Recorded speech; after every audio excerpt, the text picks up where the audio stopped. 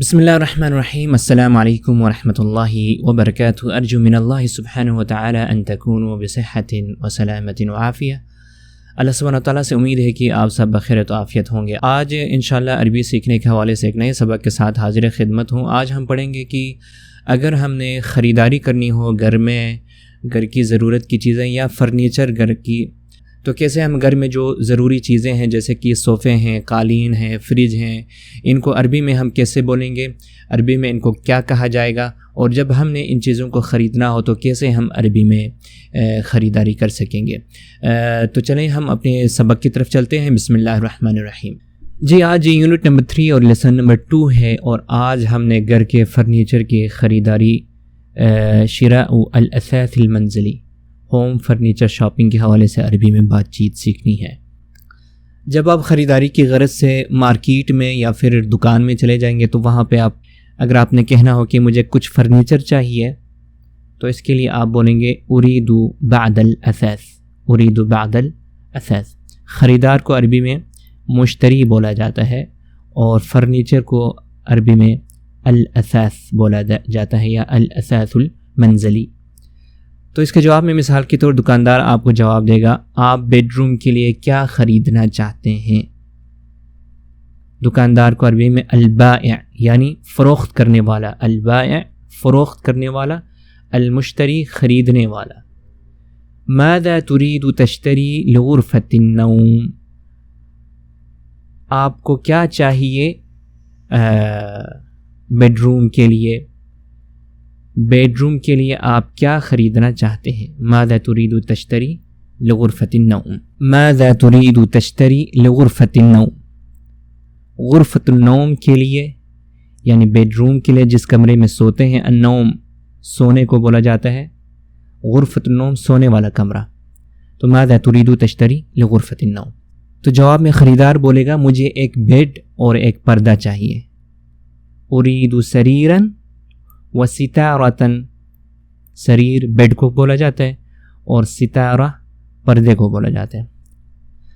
پھر دکاندار اگر پوچھے اور آپ لاؤنج کے لیے کیا چاہتے ہیں، یعنی لاؤنج کے لیے کیا خریدنا چاہتے ہیں، اس کو ہم عربی میں بولیں گے وَمَاذَا تُرِيدُ لِغُرْفَةِ الْجُلُوسِ. لاؤنج کو غرفۃ الجلوس کہا جاتا ہے. اور خریدار اس کے جواب میں مثال کے طور مجھے ایک صوفہ اور قالین چاہیے، مجھے ایک صوفہ اور قالین چاہیے. اريد اریکۃ وسجادۃ. صوفے کو اریکہ، اور آج کل یہاں پہ کنب بھی استعمال کیا جاتا ہے، لیکن کنب کے بارے میں میں نے دیکھا تھا کہ یہ اصل عربی نہیں ہے بلکہ عربی میں داخل کیا گیا الفاظ ہے. تو اصل میں جو صوفے کو اریکہ بولا جاتا ہے، اريد اریکۃ وسجادۃ. صوفہ اور قالین چاہیے. اور اس کے بعد دکاندار مثال کے طور پوچھے کہ اور آپ کچن کے لیے کیا چاہتے ہیں، یعنی وَمَاذَا تُرِيدُ لِلْمَطْبَخِ. وَمَاذَا تُرِيدُ لِلْمَطْبَخِ. کچن کے لیے کیا چاہتے ہیں. تو اس کے جواب میں مثال کے طور مجھے ایک اوون اور ایک فریج چاہیے. اريد فرنا وثلاجة. پھر دکاندار پوچھے اور آپ باتھ روم کے لیے کیا چاہتے ہیں. وَمَاذَا تُرِيدُ لِلْحَمَّامِ. باتھ روم کے لیے حمام بولا جاتا ہے. مجھے ایک گیزر اور آئینہ چاہیے. اريد سخانا ومرآة. گیزر کو سخان بولا جاتا ہے اور آئینے کو مرآ. مجھے اريد سخانا ومرآة. جی اب ہم چلیں گے آگے. پکچر کے ساتھ نام بھی دیا گیا ہے یہاں پر. مطبخ کچن، غرفۃ نوم بیڈ روم سونے والا کمرہ، غرفۃ جلوس لاؤنج بیٹھنے والا کمرہ، اثاث یا ہال جو درمیان میں ہوتا ہے، گھر کے وسط میں ہوتا ہے لاؤنج، اثاث فرنیچر، ستارۃ پردہ، اریکہ صوفے کو بولا جاتا ہے اور اریکہ کو اس وقت کنب بھی بولا جاتا ہے یہاں پر، اور سجادہ قالین، سریر بیڈ، ثلاجۃ فریج، سخان گیزر، سخان گیزر، فرن اوون، مرآت آئینہ. البائع بیچنے والا دکاندار، المشتری خریدنے والا یعنی خریدار۔ یہاں پر آپ نے ان کو جملوں میں استعمال کرنا ہے۔ لدینا شقۃ جمیلۃ، ہمارے ہاں ایک خوبصورت فلیٹ ہے۔ لدینا شقۃ جمیلۃ، دیکھیں یہاں پہ جمیلۃ کیوں آیا؟ کیونکہ شقۃ یہ مؤنث ہے، اور یہاں پر لدینا بیت جمیل، ہمارے ہاں ایک خوبصورت گھر ہے، تو بیت مذکر ہے تو یہاں پہ جمیل آیا، جمیلۃ نہیں آیا۔ تو یہاں پر آپ نے دیکھنا ہے کہ کہاں کہاں پر مؤنث ہیں تو وہاں پر آپ نے جمیلۃ کا استعمال کرنا ہے، اور جہاں پر مذکر ہوں وہاں پر آپ نے جمیل استعمال کرنا ہے۔ تو ان کو آپ نے جملوں میں استعمال کرنا ہے، یا تو آپ بولیں گے لدینا اثاث جمیل، یا پھر آپ بولیں گے لدینا اثاث جمیلۃ۔ تو یہاں پہ چونکہ یہ مذکر ہے تو لدینا اثاث جمیل۔ اس وقت چونکہ بالکل آسان الفاظ آ رہے ہیں تو مذکر اور مؤنث کی پہچان کے لیے مؤنث کے آخر میں ایک گولتا ہوگا، جیسے کہ سجادۃ، اریکۃ، غرفۃ، اور مذکر کے آخر میں ایسا نہیں ہوگا، اثاث، سخان، فرن۔ آگے جا کے ہم مذکر اور مؤنث کے درمیان فرق کے لیے مزید اصول اور ضوابط بتائیں گے۔ تو ابھی آپ نے لدینا اثاث جمیل، لدینا اریکۃ جمیلۃ، لدینا غرفۃ جمیلۃ، لدینا سخان جمیل۔ تو یا تو جمیل کہاں پہ لگانا ہے اور جمیلۃ کہاں پہ لگانا ہے، اس کے آپ نے یہاں پہ فرق کو ملحوظ نظر رکھتے ہوئے جملے بنانے ہیں۔ اور اس کے بعد کچھ مثال اور ہیں، مثال کے طور ارید مشاہدۃ الشقۃ، میں فلیٹ کو دیکھنا چاہتا ہوں، ارید مشاہدۃ الشقۃ، شقے کو، فلیٹ کو دیکھنا چاہتا ہوں۔ تو اس کے جواب میں مثال کے طور تفضل، تشریف لائیے، هذه هي الشقة، یہ فلیٹ ہے۔ تو یہاں پر آپ نے ان تمام جملوں کو بھی اسی طرح کا ہی جملے میں استعمال کرنا ہے، ان تمام الفاظ کو بھی اسی طرح کے جملے میں استعمال کرنا ہے۔ مثال کے طور ثلاجہ کے بارے میں آپ نے بولنا ہے، ارید مشاہدۃ الثلاجہ، میں فریج کو دیکھنا چاہتا ہوں، تو جواب میں بھی تفضل هذه هي الثلاجہ۔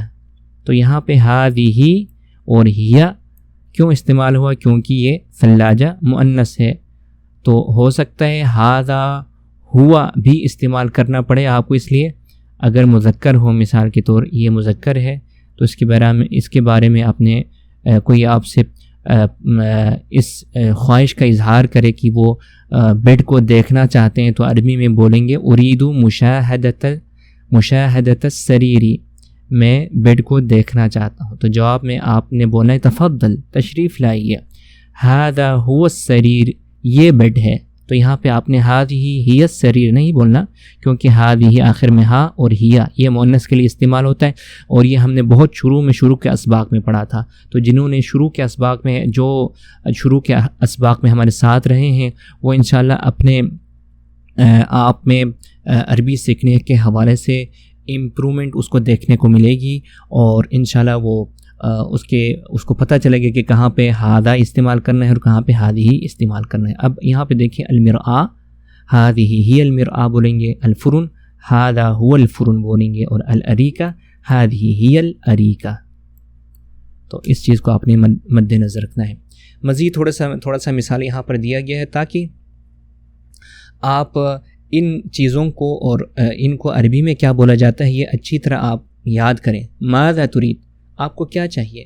آپ کسی دکان میں، کسی فرنیچر کی دکان میں، مارکیٹ میں چلے جاتے ہیں تو دکاندار آپ سے اگر پوچھیں کہ ماذا تريد، آپ کو کیا چاہیے، تو جواب میں آپ نے اپنی ضرورت کی چیز اس کو بتانا ہے۔ مثال کے طور اريد ستارۃ، مجھے پردہ چاہیے، پردے چاہیے۔ اريد الاریکۃ، مجھے صوفہ چاہیے۔ اريد فرنا، مجھے اوون چاہیے۔ اريد سخانا، مجھے گیزر چاہیے۔ اريد سجادۃ، مجھے قالین چاہیے، اور اسی طرح باقی چیزیں بھی آپ اسی طرح جواب دے سکتے ہیں۔ تو آج آپ نے یہ جو نئے چیزیں آپ نے سیکھی ہیں کہ گیزر کو کیا بولا جاتا ہے، فریج کو کیا بولا جاتا ہے، آئینے کو کیا بولا جاتا ہے، ان کو آپ نے ضرور یاد رکھنا ہے، اپنے پاس نوٹ کرنا ہے، لکھنا ہے، کیونکہ جیسے کہ آپ کو پتہ ہے اس کا ٹیسٹ بھی ہوگا آن لائن گوگل فارم پر، تو لکھنا ضرور ہے آپ نے اور یاد بھی رکھنا ہے، اور آپس میں ایک دوسرے سے پریکٹس بھی کرنی ہے، ایک دوسرے سے پوچھنا ہے عربی میں۔ آج کا ہمارا سبق اسی کے ساتھ ہی اپنی اختتام کو پہنچا ہے۔ اللہ سبحانہ تعالیٰ آپ سب کو اپنی حفظ امان میں رکھے، صحت و سلامتی کے ساتھ رکھے۔